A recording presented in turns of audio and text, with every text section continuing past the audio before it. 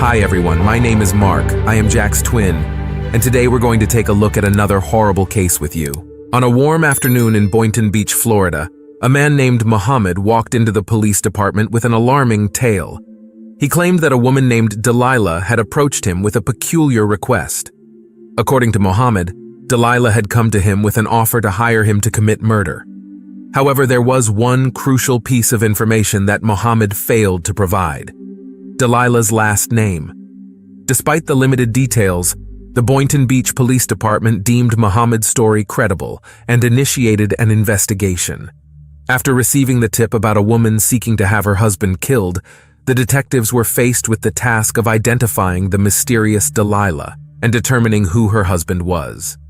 To gather more information, they decided to use their witness, Muhammad, to set up a meeting with this woman. The detectives selected the mobile gas station as a suitable meeting location based on Muhammad's statement that Delilah lived nearby. At the mobile gas station where Muhammad and the woman agreed to meet, detectives set up several vehicles to conduct surveillance on the meeting. Before the woman arrived, the detectives prepared Muhammad on what to say to the woman.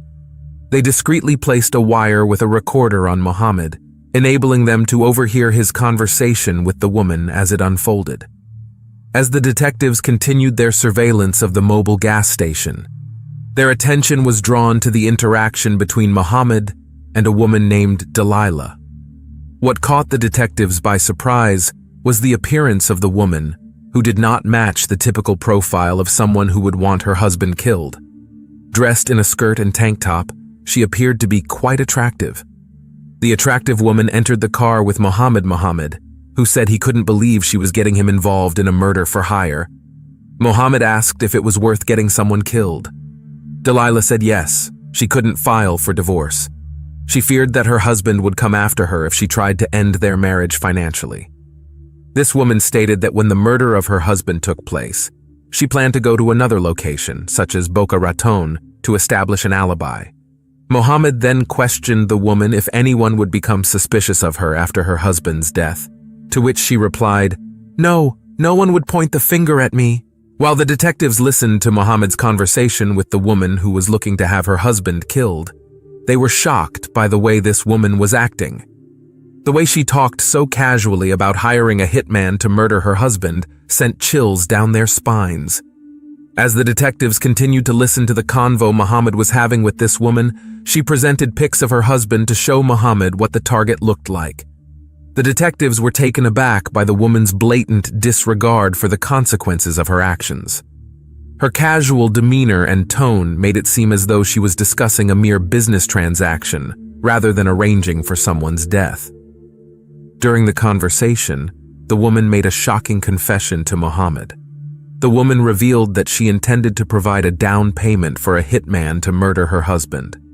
This confession was a significant breakthrough for the detective, as it confirmed their involvement in soliciting a murder. However, the detective knew that in order to strengthen their case, they needed to gather more evidence. She proposed to Muhammad that she would take out $1,000 cash and give it to the hitman at a later time. After the woman finished her conversation with Muhammad regarding hiring a hitman to murder her husband, she returned to her vehicle and left the mobile gas station. The detectives followed the woman home to gather information on where she lived. A records check revealed that the address belonged to Dalia Deo, not Delilah, as previously believed. Armed with this new information, the detectives ran a background check on the vehicle Dalia used to travel to the gas station to meet with Muhammad. Doing this allowed them to obtain the registered owner's name, her husband, Mike Deo. To Mike and Dalia's friends, they appeared to be in love and a happy couple. The couple met when Mike was at work one day, feeling bored and searching for something to pass the time. As he browsed the internet, he discovered a website offering escorts and decided to order one to see him. Little did he know that this decision would change his life forever. When his escort arrived, Mike was instantly captivated by her beauty. He thought she was stunning and couldn't help but feel a spark between them. Their connection was instantaneous, and they found themselves engrossed in friendly conversation. Over the next few days, Mike and Dalia's friendship grew stronger. They saw each other again, this time spending an entire weekend together. The time together was fun, and they quickly realized that there was something more than just friendship between them. From that moment on, Mike and Dalia became a steady couple.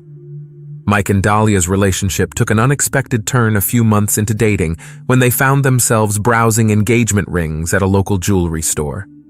This surprising encounter sparked a conversation about marriage, a topic they had previously discussed. Intrigued by the idea of spending their lives together, Mike decided to purchase a ring for Dalia, symbolizing his commitment to their future. Despite the fact that their relationship was progressing at a fast pace, Mike was deeply happy and in love. Before Mike met Dalia, he had been to prison in 2001 for grand theft, fraud, and false telephone sales. He was sentenced in Broward County, Florida, 2 years after the initial offenses.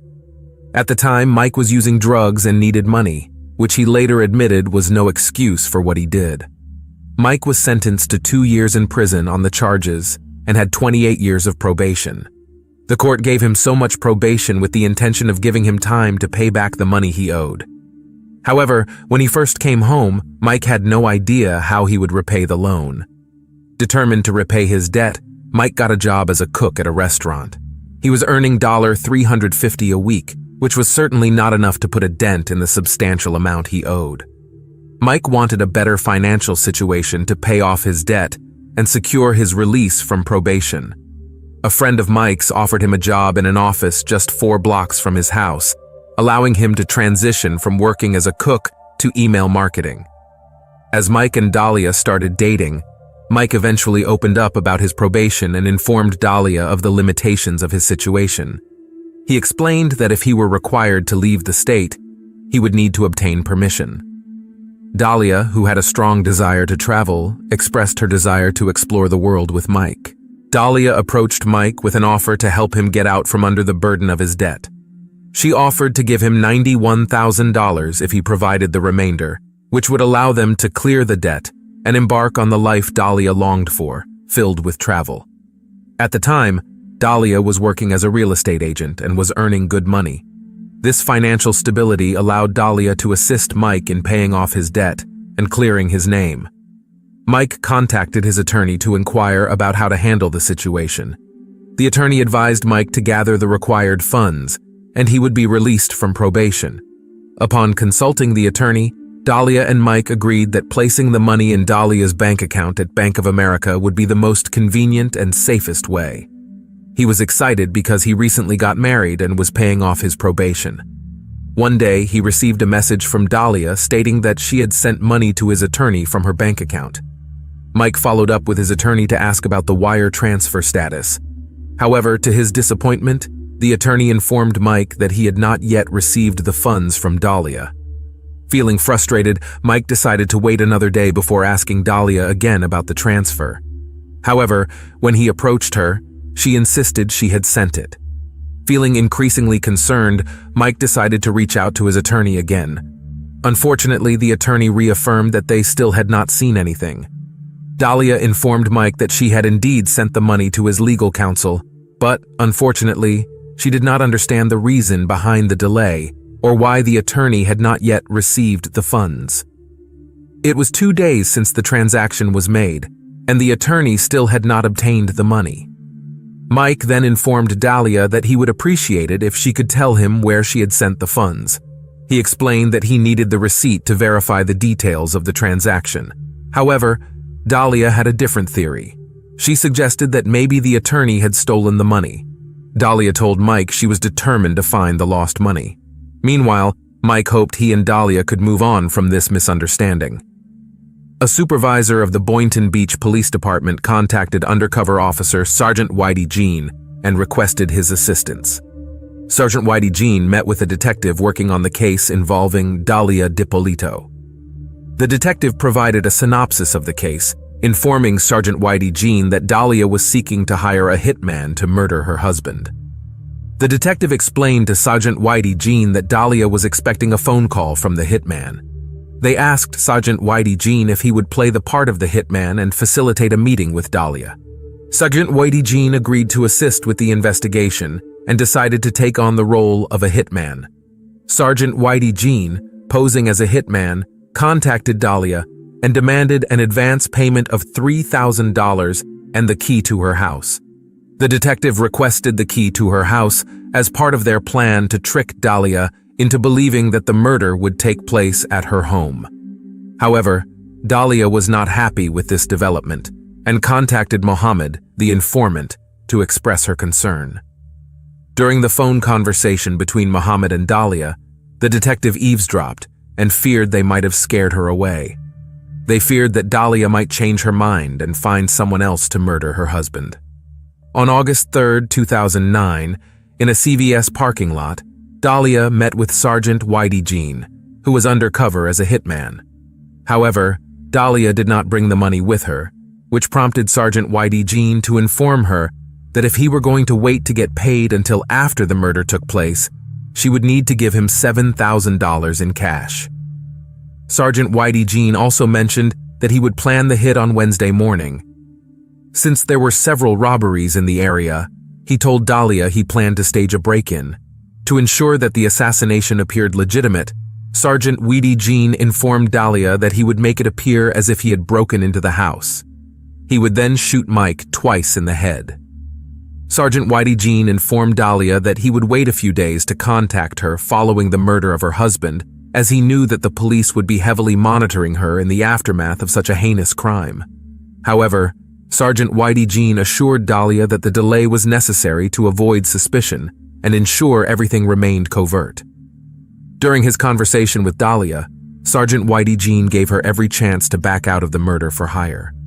Dalia confidently declared that she was 5,000% certain about her decision, indicating that her mind was made up and that she had fully committed to her husband's murder. Dalia revealed to Sergeant Whitey Jean that Mike walked the dog at a specific time every morning and left the house unlocked.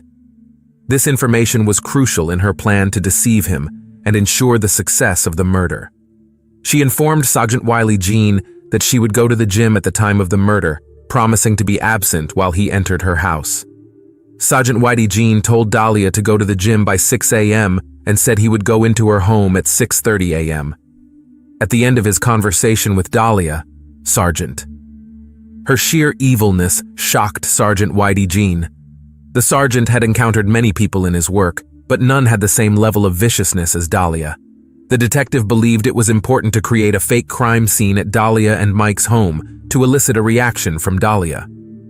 On the day of the alleged hit, at around 5:30 a.m., Dalia informed Mike that she was going to the gym.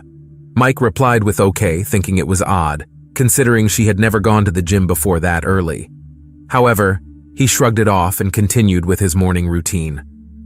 The detective conducted surveillance on Dalia to ensure she made her way to the gym and went inside. This evidence gave the detective the necessary confirmation to proceed with their plans. However, one crucial aspect needed to be addressed before setting everything up at Mike and Dalia's home. The detective had to notify Mike DiPolito of the situation. Approximately a half hour after Dalia went to the gym, a loud banging sound echoed through Mike and Dalia's house, causing Mike to rush to the door. To his surprise, the doorstep was crowded with several police officers. Confused and alarmed, Mike asked the officers what was happening. The detective stepped forward and informed Mike that his wife had hired what she believed to be a hitman, but in reality, the individual was an undercover cop assigned to kill him. He further explained to Mike that the entire situation was an elaborate setup orchestrated to look like a hired assassination. Mike was in a state of shock after the police at his front door informed him that his wife, Dalia, had hired a hitman to murder him. After the initial shock wore off, the detectives told him that time was of the essence, and he needed to leave the premises immediately. They proceeded to take him to the police station. At Mike and Dalia's home, detectives staged a crime scene by putting up crime scene tape and activating the cop car lights to create a realistic appearance of a crime committed there. Once the home was appropriately set up, a detective contacted Dalia to inform her that the police were at her house and needed to speak with her regarding an incident involving her husband. The detective asked Dalia to return home for questioning. After speaking with the detective, Dalia returned home to find her house surrounded by crime scene tape and police cars everywhere. She questioned the detective about what was going on and the detective informed her that they had received a report about a disturbance at her home. The report also stated that shots were fired, and the detective told her that a search of her house had revealed the body of her husband, Mike. The news came as a devastating blow to Dalia. She immediately broke down in tears as the reality of her husband's death sank in. The detective, who had experience dealing with death notifications, noticed that Dalia's reaction seemed unusual. Although she cried, the detective noticed that there were no tears. At the police station, the detective began the interview by questioning Dalia about any potential suspects in her husband's murder. The detective's objective was to extract a confession from Dalia that she had hired someone to kill him. The detective informed Dalia that her husband had been shot twice in the head. Dalia expressed her belief that Mike would never open the door to someone he did not know. She mentioned that Mike was on probation for a stock fraud conviction and had been struggling to get off probation. Dalia claimed there had been issues in the community regarding Mike's attempts to get off probation, as people were not supportive of his impending release because of how much money he owed. She also insisted that their marriage was free from any issues. As the police interviewed Dalia about who could have murdered her husband, unbeknownst to Dalia, Mike stood watching in another room. The detective interviewing Dalia informed her that they were going to get down to business and revealed that they knew the truth behind her husband's murder. They then went on to bring in Sergeant Whitey Jean, who was handcuffed, asked Dalia if she knew him or if she had seen him before. Dalia firmly denied having any knowledge of or ever having seen Sergeant Whitey Jean before. After Sergeant Whitey Jean was let out of the room, the detective informed Dalia that she was being arrested for solicitation of murder. The detective also revealed that the man she had hired to murder her husband was, in fact, an undercover police officer. Dalia was arrested. While Dalia was in custody, the police decided to give Mike, Dalia's husband, who she attempted to have killed, a chance to see her. When Dalia saw him, she tried to call him over. However, Mike refused, stating that he couldn't fix this for her in his mind. He wanted her to admit to attempting to have him killed, but Dalia remained steadfast in her denial. On April 26, 2011, Dalia Dio's trial took place at a Palm Beach County courthouse. The charges were related to Dalia's alleged attempt to solicit the murder of her husband, Mike. During the trial, Mike took the stand to testify against Dalia. His testimony lasted for 3 days. Dalia's defense argued that the entire plan to murder Mike was actually a publicity stunt for a reality television show. According to her, Mike had agreed to participate in the television show and had orchestrated the entire plot. However, Mike denied having any knowledge of or involvement in this plan. During his testimony, Mike stated that he had no interest in being on a reality show. He refuted Dalia's claims and emphasized that he would never waste his money or put himself in danger for such a purpose. Mike also said that he had no prior knowledge or involvement in Dalia's alleged plot to have him killed. After the defense and prosecution rested their cases, the jury deliberated. Finally, after several hours of careful consideration, they returned with a guilty verdict for Dalia on charges of solicitation to commit first-degree murder with a firearm. The courtroom erupted with gasps and murmurs as the verdict was read. Mike, who was present throughout the trial, felt a mix of emotions. On one hand, he was relieved to hear that Dalia would serve a 20-year prison sentence for her crimes. It was a just outcome, considering the severity of her actions. However, there was also a sense of closure for Mike. He was finally able to move on with his life, knowing that justice had been served. However, after Dalia was found guilty of solicitation to commit first-degree murder with a firearm, her attorneys appealed, claiming that the jury verdict was tainted by one juror's remark that Dalia tried to poison Mike's drink from Starbucks. However, this remark never came into evidence during the trial, and the jury was only allowed to assess the evidence presented in the courtroom. The appellate court reversed Dalia's conviction, ruling that she was entitled to a new trial. Mike couldn't believe there was going to be a second trial for Dalia after she was convicted for trying to have him killed. As the state went into the second trial in December 2016, they were confident in the facts that proved Dalia solicited her husband's murder. However, Much to the disappointment of the state, the jurors reached a hung jury. The judge then declared a mistrial. Dalia Deo faced her third trial in June 2017. After the court proceedings, the jury finally reached a verdict within 90 minutes, finding Dalia guilty and sentencing her to 16 years in prison. In September 2019, the Florida Supreme Court rejected, without comment, a request from Dalia Deo for the court to review her 2017 conviction. After her conviction, Dalia's defense team attempted to have their case heard before the U.S. Supreme Court. However, in February 2020, the court declined to hear the case. Dalia Deo's attorney expressed to the media that the ongoing legal battle has not diminished their determination to overturn Dalia's conviction. They revealed that they plan to file a motion with a federal judge requesting the review of the third trial for constitutional violations on behalf of Dalia. The attorney said this would be their last chance to secure a new trial for Dalia. Despite serving her sentence, the attorney said that Dalia had become highly respected in jail due to her unwavering faith.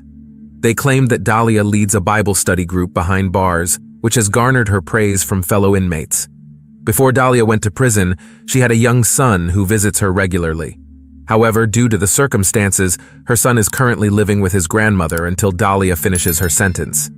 This separation has been very difficult for Dalia, as she deeply misses being with her son, said her attorney. Don't forget to like and subscribe for more true crime content.